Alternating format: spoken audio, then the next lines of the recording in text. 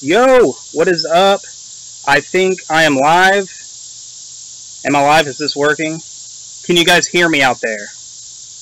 Please give me confirmation, because I am by myself. I have not done this on my own laptop before, so I had to set everything up here. And, yeah, I just want to make sure everything is going well before I start talking. I live. Thank you, Mark Weber. Which, by the way, Mark Weber just tweeted at me. Apparently last week we put him in a timeout situation for spamming the chat room or something that he did or said, but I think we got the wrong Weber. The real person's name is Mark, or no, he's Mark. Matt Weber. Very similar, not Mark Weber, but Matt Weber. Said something, so we had to put him in timeout. So we owe him an apology. Sorry guys.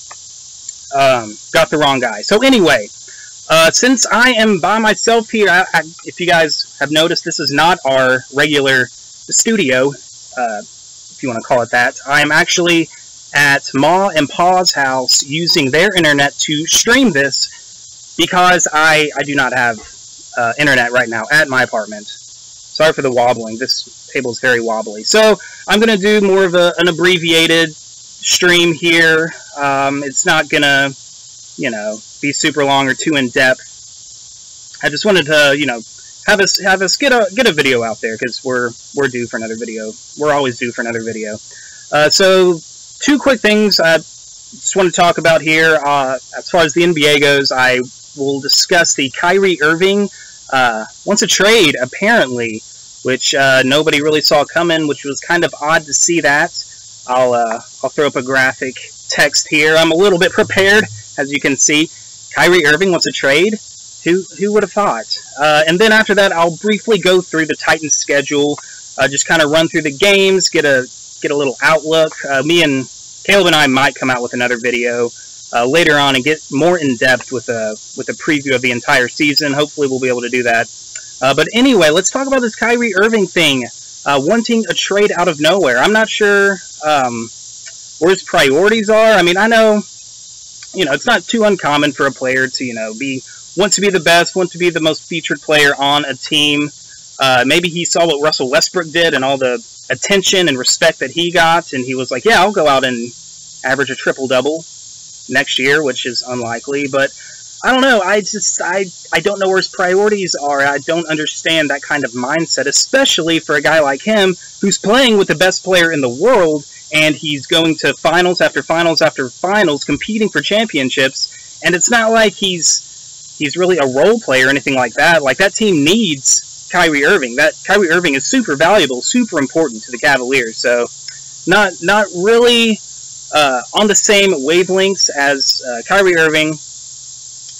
Maybe he'll go to Memphis. I'm a Grizzlies fan, so maybe him and Mike Conley will team up and, make a formidable backcourt. That's not going to happen. They're not going to get him, but it's wishful thinking. So I wish Caleb was here, because he's actually a big Cavs fan and more knowledgeable about the Cavaliers than I am, or more knowledgeable about the NBA than I am. So I'm not sure how that works as much as he does. But it's been a crazy offseason for the NBA. I can't even keep up. It's going to look completely different.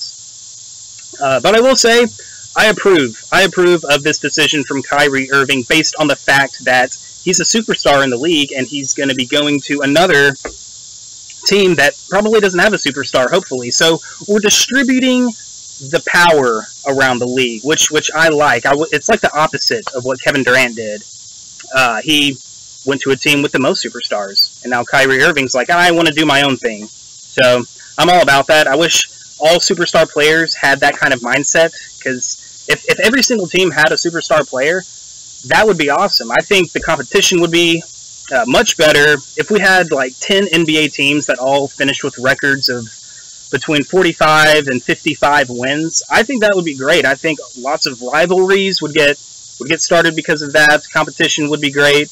But I know that's not how it works. NBA is a business, and it's a whole big animal. It's about, money and amongst other things. But anyway, I just wanted to share my thoughts about that.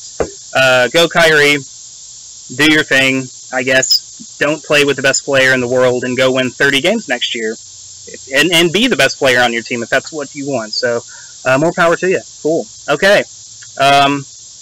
Let's move on. Let me get set up here. So looking at the Tennessee Titans schedule now.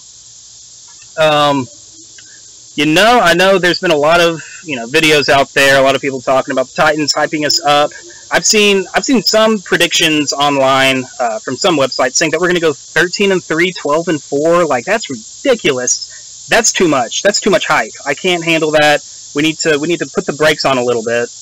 But I have seen many people, saying 10-6, 11-5. The South is up for grabs, more or less. But a lot of people do like the Titans, and for good reason. So yeah, it's weird being in this position talking about this hype we're gathering. But I want to go through this schedule here. We're going to go through it 4 games at a time, so I don't take too long. I have a rambling problem. I think, as you've seen, I don't think I've stopped talking to take a breath yet. Okay, so the first 4 games, I think. Let me get these logos up here. Yeah. And First 4 games. Now, look at these. Okay, we're at home against the Raiders. Then we go to Jacksonville. Then we come back home for Seattle. Then we go to Houston. This 4-game stretch at the beginning of the season, I think, is the most difficult as far as quality of teams that we're facing. Oakland, they're going to be one of the best teams in the AFC. The Seahawks have been a powerhouse for a while.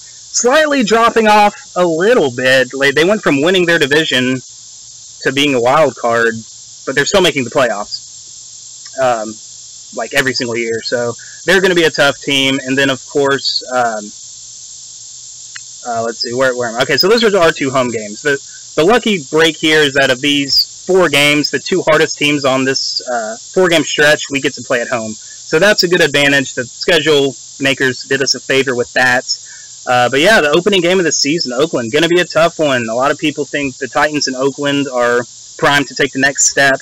Well, Oakland already is there. They were 12-4 last year, made the playoffs. Would have probably won a game if Derek Carr didn't get hurt, unfortunately. So it's the Fibula brothers going at it in Week 1. It's going to be a tough game. We're going to have to come ready to play. I'm pretty sure Oakland is going to come ready to play. We're going to see beast mode, see if he has any juice left in the tank.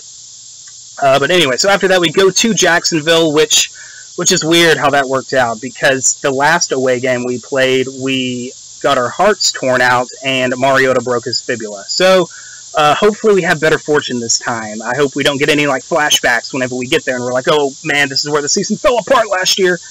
I don't think that's going to happen. But I know Jacksonville, they should, especially if we're playing them this early in the season. We don't know that they're going to be the same old Jags. I mean, they've got too much talent to be taken for granted. Obviously, we split the series with them every single year, so we should never take a game with them for granted. Then home against Seattle, like I've said, and then we go to Houston. Another huge game, 2 huge divisional games in the first 4, and it's going to be tough. I would really like us to be no worse coming out of this than 2-2. I don't know if that's. I don't know. What do you guys think? Should we hope to be 2-2 coming out of this, or I think we could be 3-1? I mean, I'm so biased. Why not 4-0? But this is our toughest 4-game stretch, in my opinion. So, well, I'm not really looking at the comments right now, and I know I asked you guys to tell me what you think, but hold on. Okay, yeah, I should say, where's Caleb? Caleb is out of town. He left me to do this on my own because he's a jerk. No, he's cool. He's just out of town. He's taking a little vacay. But anyway, yeah. So back to this. We're first 4 games going to be tough, but I think if we can come out of this 2-2, we won't have lost too much ground. We need to get those 2 division games though. We need to improve in our division. That's no secret. All right, let me get rid of these. Let me throw up the next 4 games. We are at Miami. Then that sweet Monday night home game against the Indianapolis Colts. After that, we go to the Cleveland Browns, and then we're back home against the Baltimore Ravens. Actually, in between Baltimore and Cleveland is our bye week, so that comes almost exactly at the midway point of the season, which is nice. I like that. Last year we had a super late bye week. But anyway, yeah, at Miami. See, this is why I think it's so important that we get at least 2 games, maybe 3 wins before this Colts Monday night game. I don't want to go into this huge matchup for our franchise and have it to be like a must-win situation. I don't want to roll in with like a 1-4 record, maybe a 2-3 record, and be like, not only is this our biggest game in years, we're featured on Monday night, we have not beaten the Colts since Andrew Luck was drafted, or at least Andrew Luck hasn't beaten us while he's played against us as a Colt. And I don't want us to have the attitude of, yeah, this is a must-win anyway. I think enough pressure will be on us anyway, just to win under the national spotlight, to show the NFL that we've turned the corner. So we'll see how that goes. But yeah, we need to go into this game with some momentum, with some wins against some good teams, because we do play some good teams before this game. So that's huge. Let me back up to Miami. I know Miami made the playoffs last year, but I'm not too scared of them. I'm not hugely sold on Ryan Tannehill. I know they made the playoffs last year, which I still can't believe, especially after we demolished them in like week 5 or week 6 last year. And then they just went on a crazy winning streak. But anyway, then we go to Cleveland. I think they'll be better this year, but I think we can still win that game. And then we come home and face a team I feel like we haven't faced in a while, the Baltimore Ravens, who used to be our old-time rival. So, and I can see a few wins here in these 4 games as well. I think we can win 3 out of 4 of these games in this stretch right here. But yeah, crucial game against the Colts right here. Huge divisional game. And yeah, like I've said already like 5 times, I don't want us to come in to that game and it be a must-win situation. All right, next. Oh man, I lost myself. Okay, we got home game against the Bengals at Pittsburgh, which is a Thursday night football game, at Indianapolis, and home against Houston. So another big 4-game stretch. Going back to Baltimore, we play 3 AFC North opponents in a row, so it's like we're back in the AFC Central days. But yeah, Cincinnati, another good opponent. I know they had a down year last year, which by the way, thanks a lot. Who's that kicker? Randy Bullock, who shanked that field goal at the end of the season against the Texans, which allowed the Texans to go ahead and capture the division. I'm still mad about that. We should seek revenge on the Bengals for doing that to us last year. Anyway, but yeah, I know the Bengals had a down year, but they still have A.J. Green. Him and Andy Dalton have great chemistry. That's going to be a tough matchup for our secondary. At Pittsburgh, probably one of our hardest games of the year. They have that high-powered offense everybody knows about. And then at Indianapolis, everyone knows our history with Indianapolis, and then home against Houston.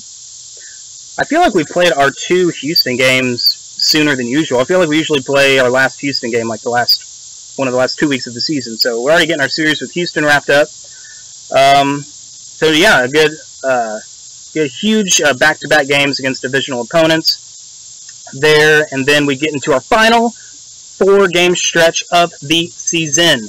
We become members of the NFC West, yeah, as we play 3 straight games in a row against NFC West opponents. Cardinals, at Arizona, at San Francisco, home against the Los Angeles Rams, home against Jacksonville Jaguars, which I think is a very favorable way to end the season. I know none of these teams really had great years last year at all. If this was like 3 or 4 years ago, we'd be in trouble because the NFC West used to be awesome. But anyway, yeah, I think we can finish strong. We can finish the season strong with these last 4 games. I think if we come into this last 4-game stretch at like 6-6, which I think we'll probably have a better record than that because I think we're going to be good. If we come into this last stretch at 6-6, I still like our chances to finish. We could probably sweep these last 4 games, even winning 3 of these last 4. I think a 9-7 might still win the division. So, like even if we have a subpar season, maybe not meeting expectations, kind of meh on the fence at 6-6, we still have a good chance to finish out the season and make the playoffs. So yeah, I like the schedule. The schedule I think kind of played into our favor a bit as our hardest games, aside from playing at Pittsburgh, we get to play at home. We got Cincinnati at home, we got Seattle at home, Oakland at home, Baltimore, they're always kind of hit and miss year to year, but yeah, that is what I'm seeing, and I think you can pick out 10, 11 wins on the schedule pretty easily based on, you know, how we did last year, but You never know. You just never know. Like Jacksonville right here. At the end of the season, we at home, or maybe the Los Angeles Rams would be a better example. You know, last year we went what did we do? 2 years ago we went 3-13. So I think last year, you know, Kansas City, Denver, they saw the Titans on their schedule in December, and they're like, all right, I could see us winning those games. Little did we know we went 9-7, and we're actually a decent team. So something similar could happen with San Francisco, Los Angeles, Arizona. They could have bounce-back years, be above average teams, and the games will look much harder once we get to that month in the season. So, yeah, I think 10-6, 11-5, that's very doable for us, and I think winning this division should be the goal, and a very accomplishable goal. That's not a word. I just made it up, but it's accomplishable. So that's really what I have for you guys. Let me get rid of these logos because they're not the Titans. I don't have a Titans logo to show. Just have my shirt and my hat, so that'll have to suffice. So that's really all I got. Just wanted to run through the schedule, kind of get myself familiar with it. It's kind of a quick outlook there. So I don't know, I'll talk to you guys for a sec. See what you guys think. If you guys have questions, if you guys agree or disagree with how easy or hard our schedule is, and what your take is on that. And then we'll wrap her up.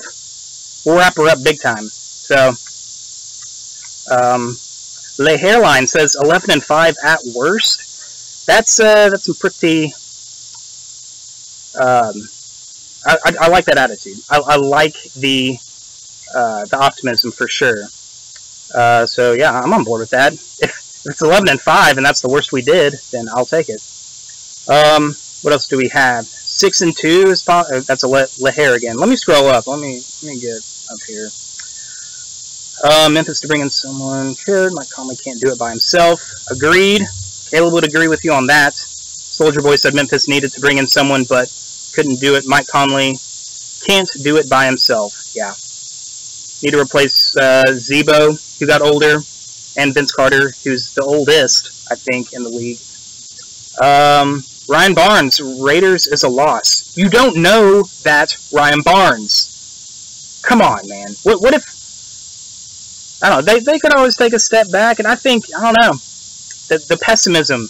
I think, I like the Titans' chances. We got them at home. We've played them very closely the last 2 times we've played them. Last year, we should have tied up the game, like, twice almost. Tajay Sharp getting down inside the 5, and then Taylor Lewan getting that 15-yard penalty. Then after that, we threw a touchdown to Andre Johnson that got called back because of an offensive pass interference. Questionable from a Titans fan's eyes, of course. But yeah, you know, I like our chances. And it's the first game of the season, so you never really know how good a team is going to be in week 1. Yeah, let's see. Raiders losing least mode train, getting derailed. Very much so. Agreed. Soldier Boy again. Lahair again says, Seahawks normally start slow. It's our chance to steal one. They don't have a good offensive line. I think Arakpo, Casey, and Derek Morgan, I think they can feast on Russell Wilson. You know, I'm just afraid of the scrambling, the mobility. I don't feel like we have a good history against mobile quarterbacks. We sure did shut down Aaron Rodgers, though. That was beautiful to see last year. Tynan S says it's kind of laggy. Sorry. I tried to adjust the settings. It's kind of too late for that now, because we're at the end of the video. Yeah, don't know what to say there. I didn't know how to set this up as properly as Caleb does on his computer. Normally we do it on his computer and his webcam. We have a Jags good ass whooping. Yeah, we need to get revenge on the Jaguars. Week 2, going to Jacksonville. We've got to win that game. Christmas has still been ruined. Well, wait. I think I just sent Matt Barnes to be a moderator for the channel. I don't know how I did that. Ryan Barnes, are you a moderator? That was an accident.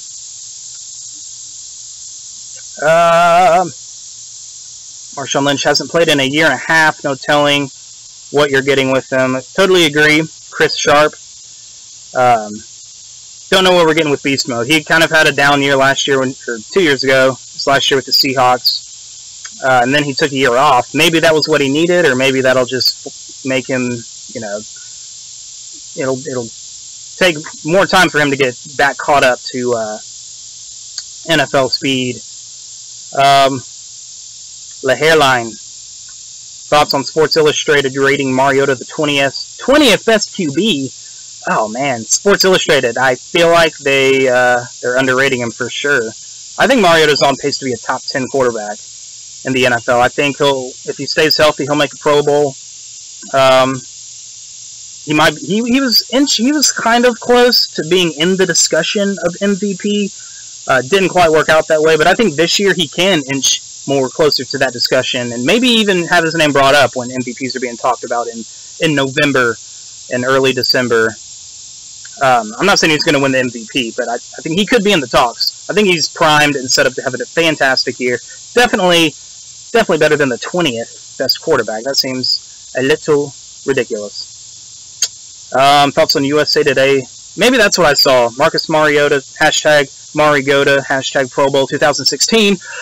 Said thoughts on USA Today predicting the Titans going 12-4. I think that's reaching pretty high for the Titans. I think. I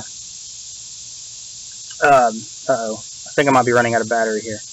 I mean, I would love that. I think it's very doable. I think the Titans, as long as we stay healthy, which is always an F for every single team, we do have the potential. We have the potential to be maybe a top 2 seed. I don't know if we're probably not going to finish better than the Patriots. They're looking like they're even better than last year, so that sucks. But, yeah, 12-4. That would be amazing. That would be ridiculous. I think we would have over-accomplished had we done that. I think the more important thing, though, is to win a playoff game. If we go 12-4 and lose the playoff game, that doesn't feel as good as going 9-7 or 10-6 and getting a playoff win. Unless 12-4 gets us a bye week and a home playoff game. Yeah, I'm feeling that. So yeah, USA Today on that hype train. Who will the Texans QB be? I think they're gonna go at it in preseason. There's gonna be a lot to. This question came from Soldier Boy, by the way. The same like 3 people asking questions here. I don't care. What was I saying? I think they're gonna go at it in preseason, and if Watson clearly outperforms Tom Savage, I think he could start week 1. But I think Watson has the uphill battle to climb. I think it's Tom Savage's job to lose. Unless there's another quarterback that they have that I'm missing. I can only think of those 2. But yeah. Alright. Is Ryan Barnes really a mod? How did I do that? I mean, I love you, bro. I love you, Ryan. But that was not my intention. You did not get promoted that quickly. I haven't even met you. Anyway, that's all I got for you guys. Thanks for sticking around. I appreciate you guys tuning into the live stream. Even though Caleb wasn't here, I hope I did okay. I hope it wasn't a complete disaster. And I'm running out of sunlight. So, peace out, guys. We're going to be back next week with a special guest, Mr. Well, you guys should know. But if you don't know, maybe we'll just save it for a surprise, which we're still in the works with. So, yeah. Thanks, guys. We're gonna depart now. Follow us on YouTube if you haven't. Look at our Twitter from time to time, just cause. You're probably bored.